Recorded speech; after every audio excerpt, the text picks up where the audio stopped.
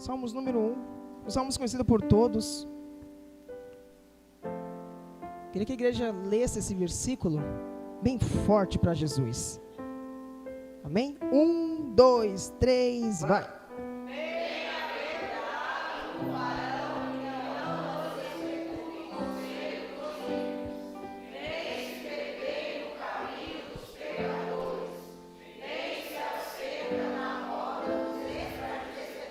Amém. Pode se sentar.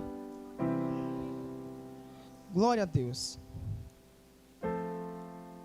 Hoje, estava nutrindo um texto há muito tempo, e quando o pastor me deu a oportunidade, eu pensei, vou trazer essa palavra que estava nutrida no coração, e Deus tocou, irmãos, para trazer essa palavra aos irmãos. Às vezes, nós temos que entender que a vida da gente é uma viagem. Só que nesta viagem teremos que saber fazer escolhas certas.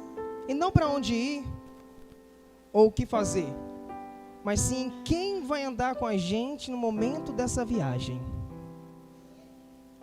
E o tema dessa palavra hoje é Salmos 1, a parte A do versículo. Bem-aventurado o varão que não anda segundo o conselho dos ímpios,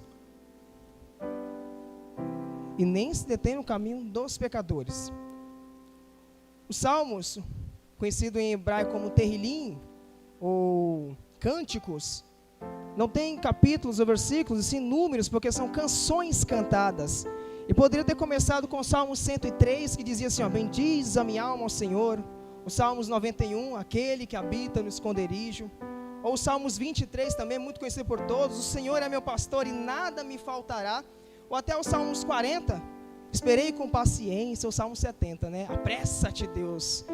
Muito solteiro usa esse salmo, apressa-te, Deus. Aleluia. Aí, ó, meu Deus. Mas os salmos é muito claro em começar, me permita dizer, esgojar a palavra, não comece cantando na roda errada. Não comece na roda errada. Não comece cantando com as pessoas erradas ou saindo com as pessoas erradas. E vai ser bem claro em dizer. E quando eu estava nutrindo um texto, eu peguei uma frase que é muito conhecida por todos, talvez até você que está aqui já viu essa frase. É usada muito em reuniões, quando vai fazer sessões de pessoas, e vai dizer a frase assim: você é a média de 5 pessoas que você mais convive. E quando eu vi essa frase, eu falei, meu Deus, você é a média das 5 pessoas do que você mais convive. Agora pare e pense, com quem você está convivendo?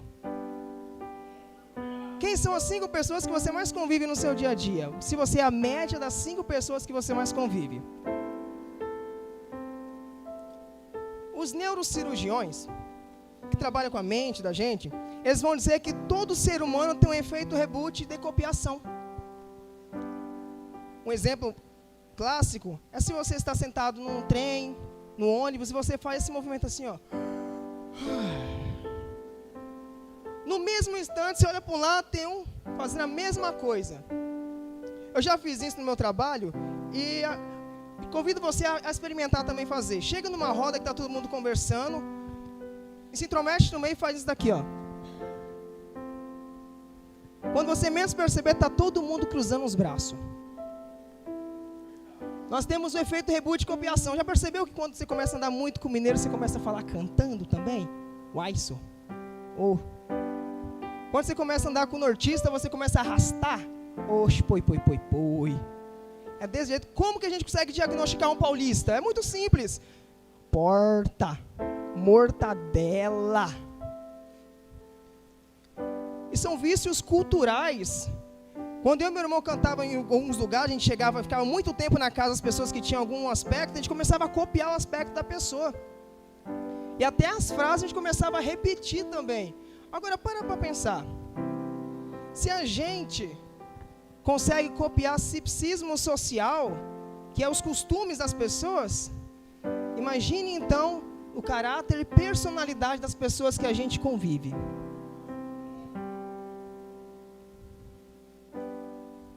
E agora a pergunta que não quer calar é, se os Salmos vai dizer para a gente não andar segundo o conselho dos ímpios, Em algumas traduções, os homens maus, qual o conselho que a gente está escutando? Quem que a gente está ouvindo? Com quem que a gente conversa? E são conselhos bons ou conselhos ruins? Um exemplo muito célebre também é quando uma pessoa tem diabetes e de repente a pessoa machuca o dedão do pé e aquela enfermidade vai agravando a tal ponto que o médico vai chegar na pessoa e vai dizer assim: ó, só tem duas opções para você. Ou eu corto para salvar o seu corpo, ou eu deixo entrar em estado de putrefação o seu corpo inteiro. Talvez depois dessa mensagem de hoje aqui, terá amizades que você vai ter que cortar. Terá grupos do seu WhatsApp que você vai ter que sair. Pessoas que você vai ter que bloquear. E vai doer. Mas é necessário para salvar o corpo.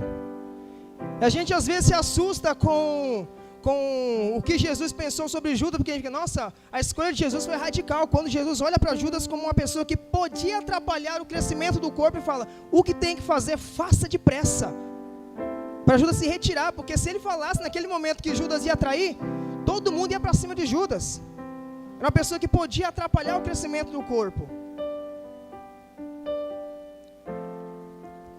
E às vezes a gente tem aquela espiritualidade excessiva, né? De dizer assim, nossos amigos quem escolhe é Deus. É claro, quando a gente não tem maturidade emocional, a gente terceiriza aquilo que é para Deus, que é para a gente fazer. E põe em Deus a culpa. Deus não vai escolher a sua amizade. Deus não vai escolher quem você põe na sua mesa ou quem entra na sua casa. Isso é escolha sua. E olha só, os Salmos, uma simples palavra Salmos vai ser bem clara em dizer: bem-aventurado aquele que não anda segundo o conselho dos ímpios. E lá em Êxodo, vai dizer assim, Êxodo 38, Moisés pede para que as hebreias pegam todos os espelhos que tem, façam uma bacia com os espelhos, né, de água, para quando o sacerdote entrasse para dentro do templo, ele lavasse suas mãos para poder entrar no santo lugar, para depois entrar no santíssimo, e ali ele conseguia se ver se estava com alguma sujeira, alguma bagunçado suas vestes, que não podia ter nenhuma sujeira para poder entrar, então tinha que se lavar. Entenda que não é um espelho de água, é um recipiente com um espelho, porque na verdade o avivamento na vida da gente só começa quando a gente começa a perceber quem a gente é e quem a gente está se tornando na presença de Deus. Gustavo, põe para mim Provérbios 13 e o versículo 20. Olha só o que o Salomão vai dizer, o sábio vai dizer em Provérbios 13 e o versículo 20. A igreja consegue ler comigo? Vamos lá. 1, 2, 3. Espera aí. Anda com sábio e será sábio, então quer dizer que eu sou o resultado com quem eu ando. Vamos ler de novo, a primeira parte. 1, 2, 3.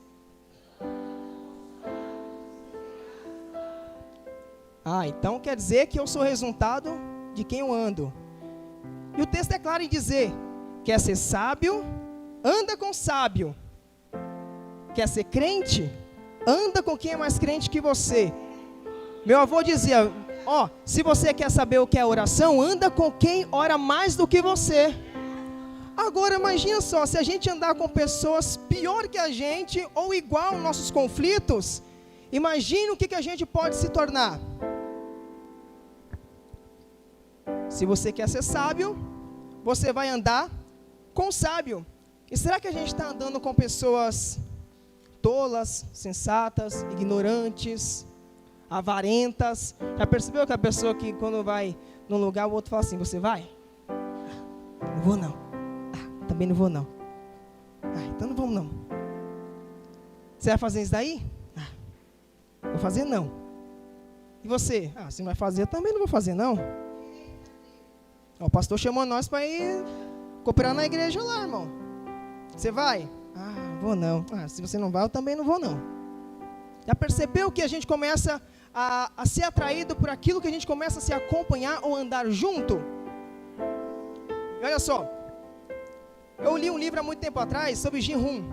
é um grande coronel do exército japonês. Ele conseguiu vencer a guerra e ele escreveu numa das partes. Gente, o livro tem 13 capítulos, eu aconselho você a ler. Se tem dificuldade em ler, tem o audiobook dele, tá bom?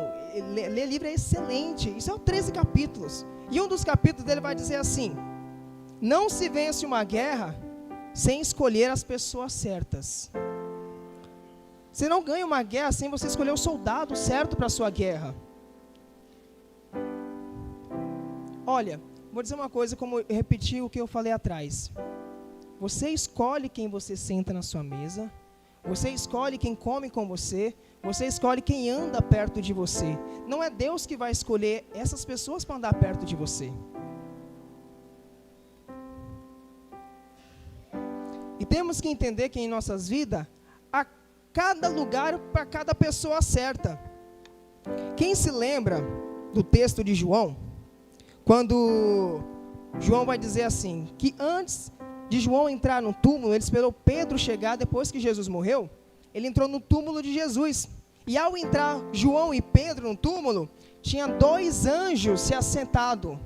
E o texto ele é muito claro dizer que tinha um anjo assentado na cabeceira e um anjo sentado aos pés, da onde Jesus estava deitado. Mas por que o texto é tão claro em dizer, sendo que o mais importante é dizer que estavam todos assentados? Bom, é porque a Bíblia quer relatar que mesmo ele sendo anjo, cada um sabia o seu lugar. Deixa eu dizer uma coisa para vocês. Tem pessoas que estão sentadas na cabeceira da sua vida, sendo que devia estar sentado aos pés. E tem pessoas que estão sentadas aos pés, que devia estar sentada à cabeceira. Está na hora de você ter inteligência e maturidade emocional para poder fazer uma inversão. Porque você põe pessoas tolas ao seu caminho, começa a te afligir. Aí você começa a ficar fraco e não saber para onde vai, para o que eu vou fazer. Porque as pessoas que estão sentadas à cabeceira, na verdade, deviam estar sentadas aos pés. Tem pessoas que vão entrar na sua vida, que às vezes nem tem nome, mas serão as pessoas mais importantes da sua vida. E você não está aqui apenas para passar na vida, uma hora eu vou morrer, eu vou para o céu. Não, você está aqui para marcar a vida. E se você está aqui para marcar a vida, essas pessoas que andam ao seu lado, vão ser aquelas que vão segurar a alça do seu caixão. Nosso pastor sempre fala uma coisa bem interessante, que tem que ter no mínimo 4 amigos verdadeiros, né? Para segurar na alça do seu caixão, né, Alan? Tem que ter 4 amigos, pelo menos, para poder segurar na alça. E é o momento do que a gente vê o valor da pessoa num culto fúnebre, é onde as pessoas dão briga para ver quem segura o caixão da pessoa. Tem culto fúnebre que ninguém quer segurar no caixão. O caixão tem que ser levado no carro. Mas tem culto fúnebre, começa a dar uma briga entre a família. Não, eu seguro, não, eu seguro. Aí dá para ver o valor da pessoa. Então, se a vida é uma viagem, e você está passando por ela, essas pessoas que estão te acompanhando, são as pessoas que vão segurar na alça do seu caixão. Olha, quando você morrer, eu vou segurar na alça do seu caixão, tá? Você acha que eu vou morrer primeiro, né? Sai fora.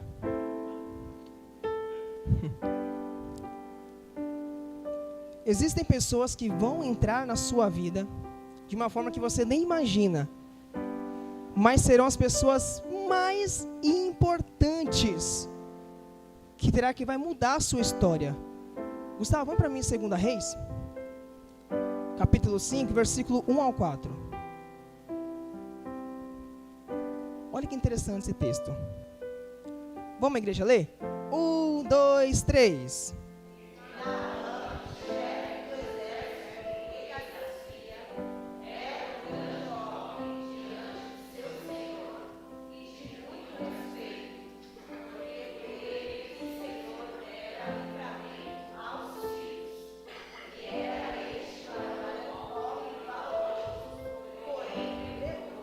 Versículo 2.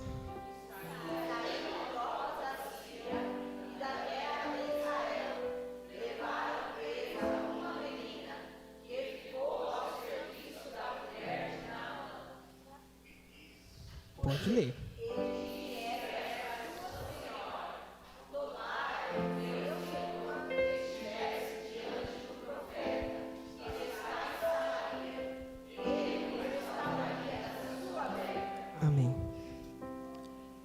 tem pessoas que vão entrar na sua vida. Alguém sabe a cor do cabelo dessa menina? Não? Alguém sabe o nome dessa menina? Mas todo mundo sabe o que ela fez. Tem pessoas que vão entrar na sua vida e vão fazer uma mudança.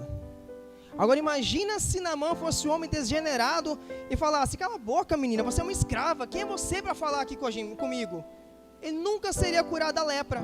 Se a esposa de Naamã fosse uma pessoa totalmente sem inteligência, olhasse para a menina e falasse assim: cala a boca, você é escrava, não desse ouvido. Só que eles optaram em ouvir a pessoa certa no momento certo, e essa menina foi a que levou ele a ser curado de sua lepra. E essa menina salvou uma geração inteira. Pessoas que vão entrar na sua vida não terão nomes, mas serão as pessoas mais importantes.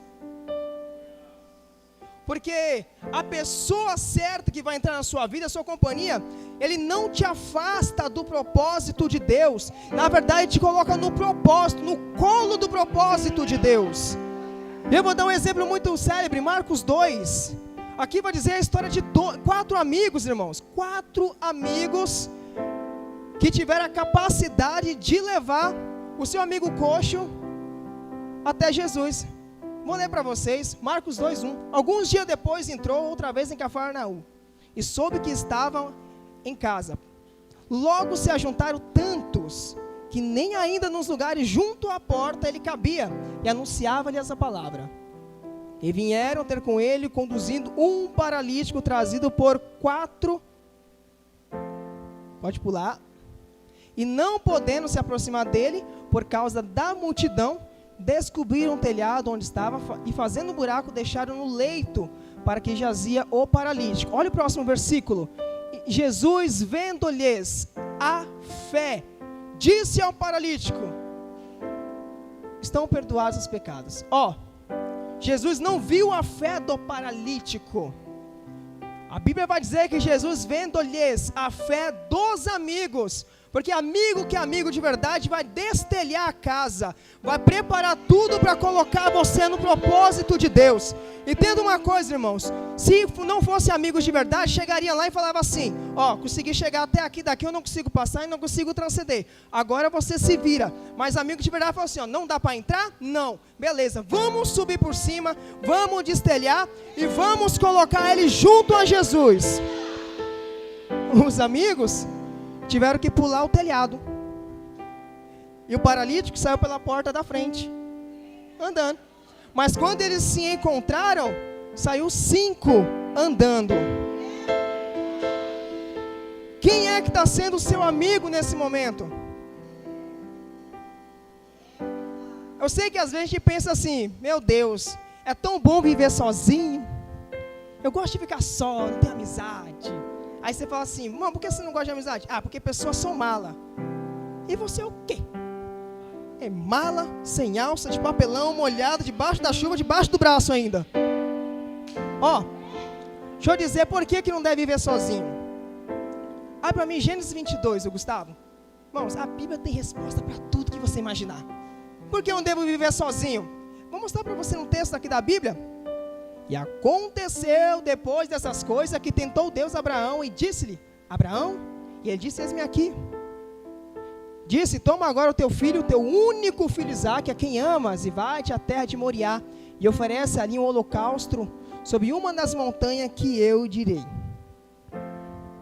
Então levou Abraão pela manhã na madrugada, e abadou o jumento, tomou consigo 2 dos seus moços.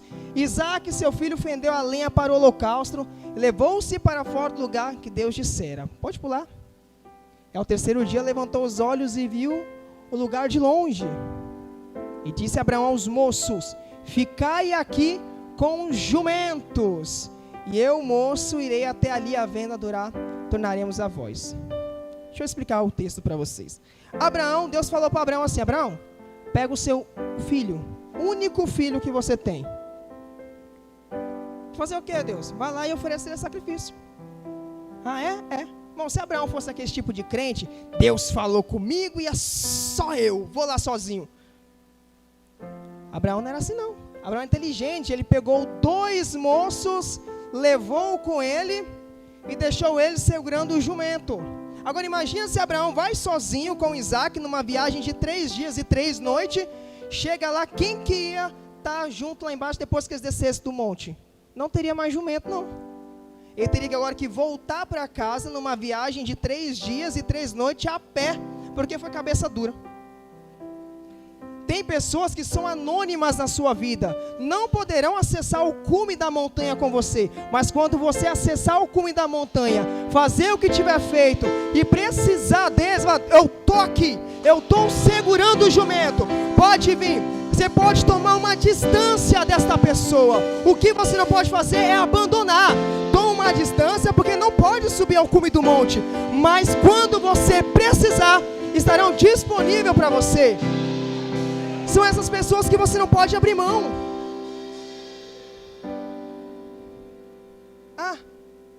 Mas será que eu tenho autoridade para escolher, Deus, as pessoas? Deus vai te dar autoridade, vai ser um anjo do céu aqui com uma espada e falar assim, toma autoridade. Irmãos, é maturidade. É a vida, é Deus já mostrando assim, ó, não vai dar certo. Coloca Amós 3:3. Uma vez eu fui na escola dominical aqui, Amós 3:3. Olha o critério que você tem que ter para escolher as suas amizades.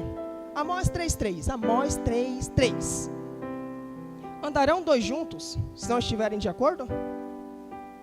É o critério que você tem que ter para suas amizades. Parece aquele casal de namorado que quer casar, aí um quer ir para o Japão, outro quer ir para a Coreia. Até que é perto, né? Isso é Japão e Brasil, né? Mas se você for perceber, por mais que pareça perto, as culturas são totalmente distintas. São povos totalmente diferentes. Já percebeu o imã? Quando você pega o imã, você aproxima ele, ele cola. Mas se você inverter os lados, ele vai repelir. E talvez está querendo ter uma amizade desse jeito, ao inverso do imã. A pessoa não concorda com a sua mesma ideia de cristianismo, não concorda com a sua ideia de vir para o culto todo dia, não concorda com a sua ideia de adorar a Deus, não concorda com a sua ideia de continuar o seu casamento mesmo turbulento, não concorda com a ideia de você falar de Deus na escola, no trabalho. Aí você quer manter a amizade com essas pessoas. E a Bíblia vai dizer, andarão 2 juntos se não estiverem de acordo? E é uma pergunta aleatória, porque não tem resposta, a resposta é você mesmo que dá. Pode sim ou não? Pode andar 2 juntos se não estiver de acordo, sim ou não? Não. Não pode. Uma pergunta aleatória e mesmo assim nós sabemos a resposta, mas nós queremos andar com pessoas que é totalmente contrário de nossos pensamentos. Aí nós sofremos. Aí nós precisamos ter maturidade para escolher quem as pessoas que vão seguir com a gente. Irmãos, e Jesus é o melhor exemplo para ensinar para a gente como escolher a pessoa certa. Quer ver um exemplo? Põe Lucas 6, versículo 12 ao 16. Gente, Jesus, ele é maravilhoso. Lucas, aconteceu que naquele dia subiu ao monte para orar e passou a noite em oração a Deus. E quando já era dia, chamou para si os seus discípulos e escolheu 12 deles, a quem também deu o nome de apóstolo. Tem no texto, Jesus subiu o monte para orar a noite inteira e não para ter maturidade ou para Deus, sei lá, que a gente acha assim que desceu um anjo do céu, né? Eu já vi irmão pregando e desceu um anjo do céu com uma lista e falou assim, toma aqui, Jesus, o Pai mandou o Senhor escolher esses discípulos aqui, chama João, Pedro, Judas, vai te trair, mas chama o Judas, precisa. Agora Jesus, está uma multidão, olha o que Jesus vai fazer, da multidão ele chama os discípulos, que ele sabe discernir quem é multidão e quem é discípulo, tá? Agora ele vai dentre os discípulos, ele escolheu 12, você,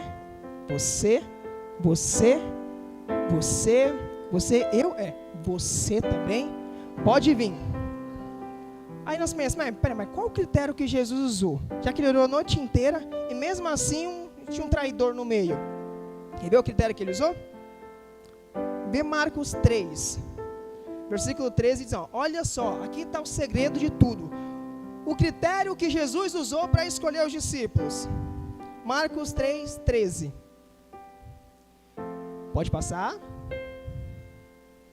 Pode passar. Pode passar. Pode voltar um pouquinho, Marcos 3. Isso. Marcos 3:13. Subiu ao monte e chamou para si o que ele... É o critério que ele usou. Dá uma raiva, irmão. A gente que às vezes a gente quer que Deus mande do céu, que desceu uma lista do céu e falou assim, Jesus é para o senhor escolher. Não, ele falou assim, eu escolho quem eu quero. Eu escolho quem eu quiser.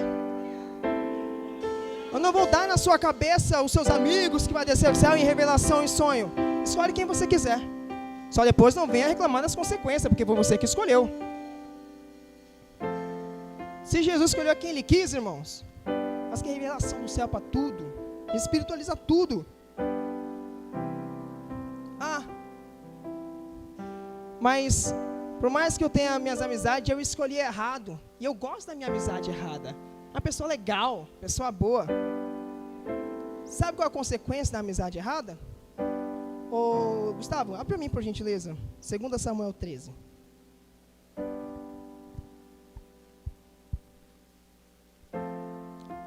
Nesse texto, vai falar de alguns personagens. Absalão, Tamar, Aminon. A igreja pode ler o texto? Pode ler, voltar no 1, 2, 3.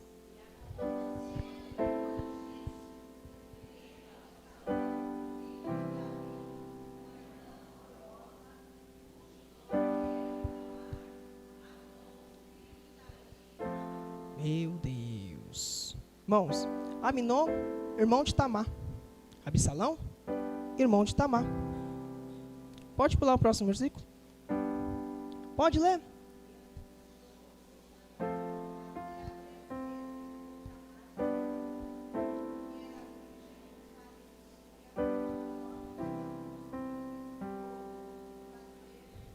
Próximo.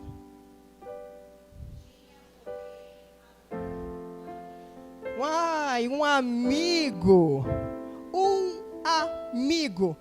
Amigo de verdade. Que isso, Aminon? É sua irmã, Aminon. Isso não é de Deus não, varão. Sai dessa. Varão, vai dar errado. Varão, vai orar um pouquinho mais, vai. Amigo de verdade. Mas Jonadab era amigão. Olha o que ele vai dizer, continua o texto. Filho de Simeia, irmão de Davi. E era Jonadab muito... Olha, pode continuar.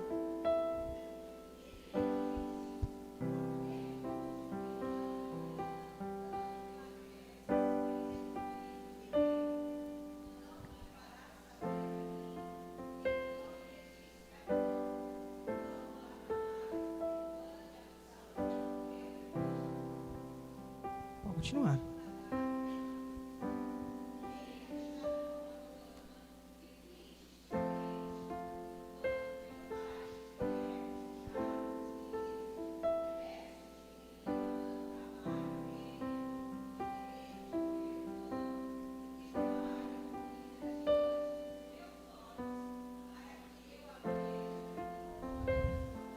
Vou resumir o texto para vocês. Aminon fez uma violência contra sua irmã por causa de um conselho de um amigo. E sabe qual foi o resultado disso? Aminon foi morto por Absalão, porque se irou no seu coração desde o dia que ele cometeu o ato. Um irmão matou um outro irmão que abusou da irmã. Agora, Absalão foi morto pelo coronel do exército de Davi, pois ele se revoltou contra o pai, porque o pai não fez nada a respeito disso. O pai teve que fugir da cidade, que ele queria tomar o trono do pai e destituí-lo. A família de Davi foi toda arrebentada por causa de um conselho de um amigo. Hoje é o dia, se fosse domingão, nós ia sair aqui comer aquela pizza com gosto amargo. A gente ia chegar em casa, deitar na cama e falar assim: vou sair desse grupo. Vou bloquear essa amizade. E às vezes a gente tem medo de bloquear as pessoas. E pasmem vocês ou não, a primeira pessoa a bloquear alguém na face da terra foi Deus. Como assim? Deus chega no jardim do Éden e fala assim: Adão, cadê você, Adão? Ai, Deus, eu cheguei aqui, comi um fruto, a mulher que tu me deste. Errou, Adão? Tá bom, sai do jardim. Irmãos, a Bíblia nunca mais vai relatar Deus falando com Adão. E a gente tem medo de bloquear. Medo de se afastar, medo de sair. Então não reclame das suas escolhas que você vai ter, porque foram suas mesmo. Não reclame das suas amizades, porque foi você que escolheu. Se coloque de pé.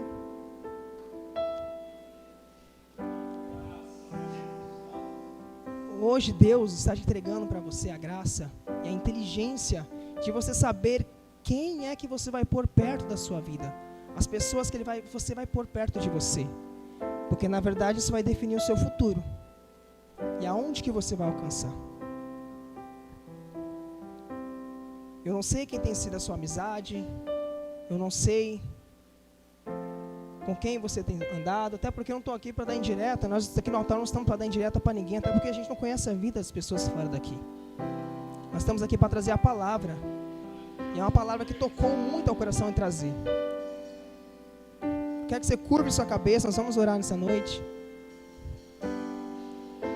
para que você possa ter inteligência de colocar pessoas certas na sua vida.